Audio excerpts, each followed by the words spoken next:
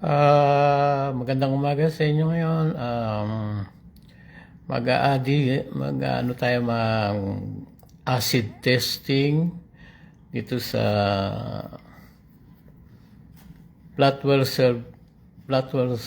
Silver na nabili ko ng $5. Titignan natin kung tunay na gold ba siya. Ito ay ikakaskas natin sa bato at papataka ng silver acid na pan-testing. Pag ito ay pumula, ibig sabihin na silver siya. Pero pag hindi pumula yung acid na pinahid natin sa cotton buds, ibig sabihin silver plated lang siya. So I hope na pumula para maano siya na legit silver itong ititest natin ngayon. Antabayan ninyo, tignan ninyo at kayo nang humusga. Pag may nakita kayong pula dun sa cotton buds, ibig sabihin tunay na silver ito. Pero pag wala kayong nakitang pula at na-dissolve lang yung ibig sabihin silver plated lang. At kung ito ay silver, sa mga interesado, bigyan niyo ako ng presyo. Kung ito ay tumitimbang ng 1,590 grams. Bigyan niyo ako ng idea kung magkano niyo ako babayaran ng per grams nito kung ito ay tunay. Ito po, tingnan natin. Umpisa na po natin ang pagte-testing.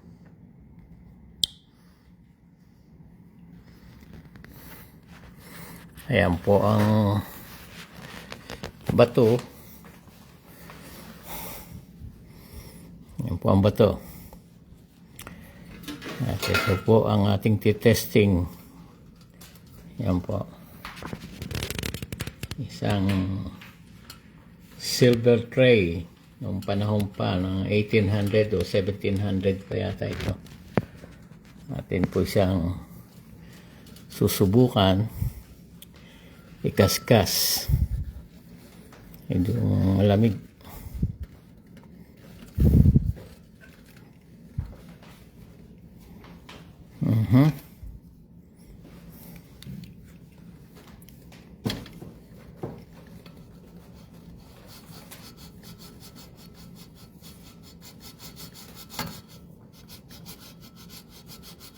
Ayoko pala natin ng kiss-kiss para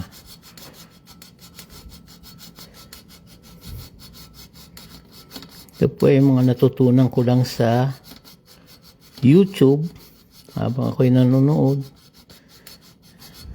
At ito pong na to matagal na sa akin itong nabili ko. Nung araw hindi pa sa ganun. Ayun, palagay ko tama na po yan.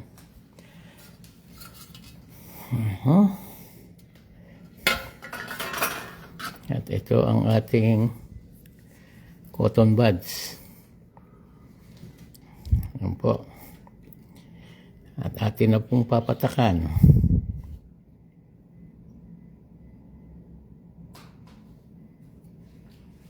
Hindigan pa natin.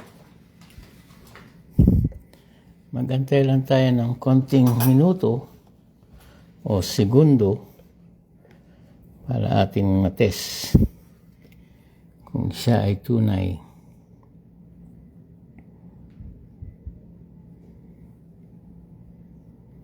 Okay, siguro pwede na. Okay. Palakarin natin ng konti.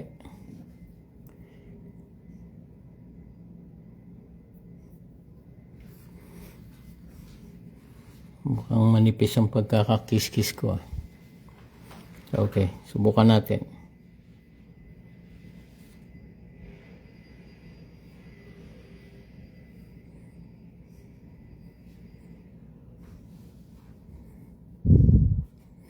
Po.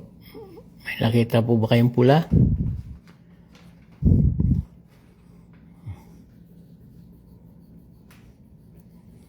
Ulitin natin. manipis ang pagkakakiskis ko po.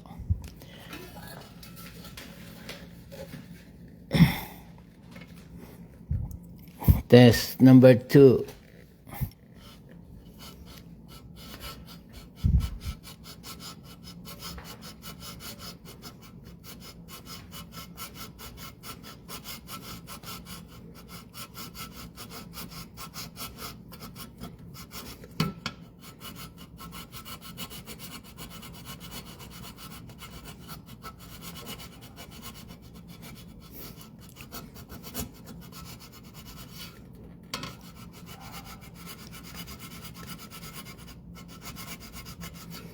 Okay.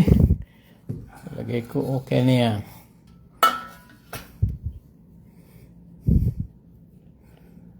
Ito po ang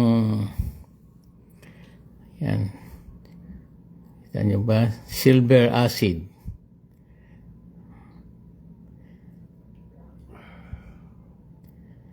Testing solution. Ingat po kayo dito dahil nakakasunog po ito ng balat. Okay, ito na po. Number 2.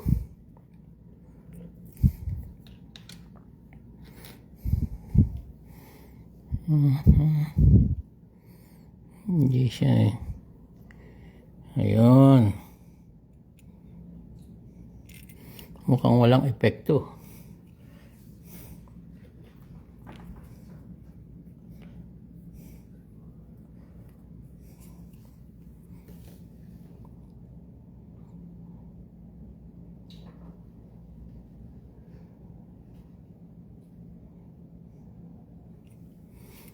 Okay, tingnan natin.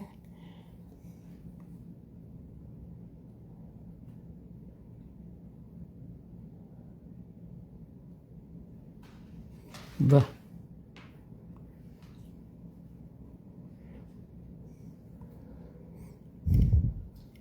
Wala po.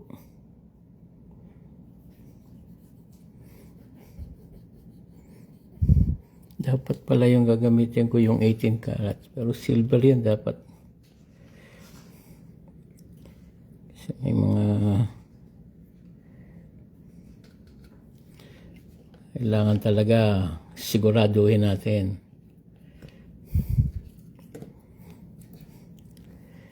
Okay, na madinis para walang may mga dati kasing nakakaskas eh. Baka hindi nalinis mabuti yan. Medyo patuyuin natin ng konti. Ayan o, may mga nakakiskis eh.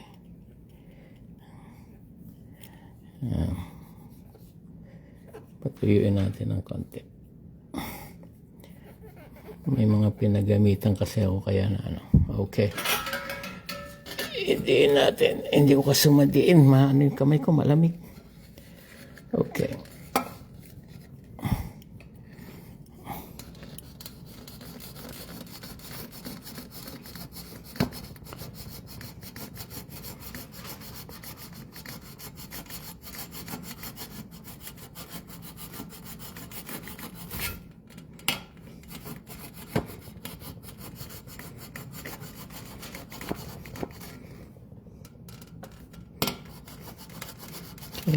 Makapal. Ayan. Pag hindi pumula, itapon na sa basura. Yan po. Pangatlong test na to.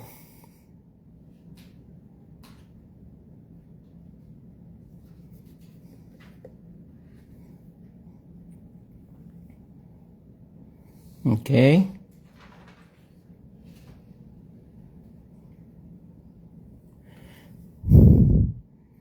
Ano po sa palagay nyo?